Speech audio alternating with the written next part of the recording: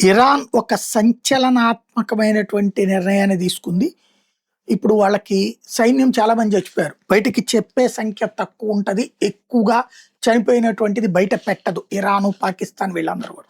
America బయట పెడతది. ఎంతమంది చచ్చిపోతే అంతమంది చచ్చిపోయారని చెప్తది. ఇజ్రాయెల్ కూడా చెప్తది. ఎందుకయ్యా అంటే వాళ్ళు మనమైన భారతదేశమైనా సరే చనిపోయినటువంటి సైనికుల్ని వీరులుగా గుర్తించాలంటే వాళ్ళని అధికారికంగా ప్రకటించాలన్నటువంటి సంప్రదాయానికి కట్టుబడి ఉన్నాం. బట్ ఈ ముస్లిం దేశాల్లో అది కాదు. వాళ్ళు చచ్చిపోతే అల్లా దగ్గరికి పోయారు కాబట్టి అదేమి చెప్పక్కర్లేదు. అది మనోళ్ళని డిసప్పాయింట్ కాకుండా చూసుకోవాలంటూ బయటికి రానియ్యరు.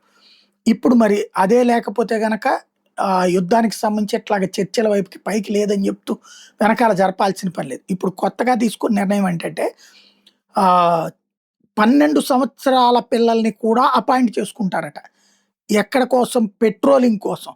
చెక్ పాయింట్స్ దగ్గరన పెట్రోలింగ్ కోసం లాజిస్టిక్స్ ఏరియాలో అంటే ఈ ఆయుధాలు అది సప్లై చేసే కేంద్రాల్లో 12 సంవత్సరాల పిల్లల్ని కూడా ఫర్ ఇరాన్ అనే పేరుతో యుద్ధంలోకి రమ్మనమని పిలుస్తున్నది Islamic Revolutionary Guard Corps IRGC.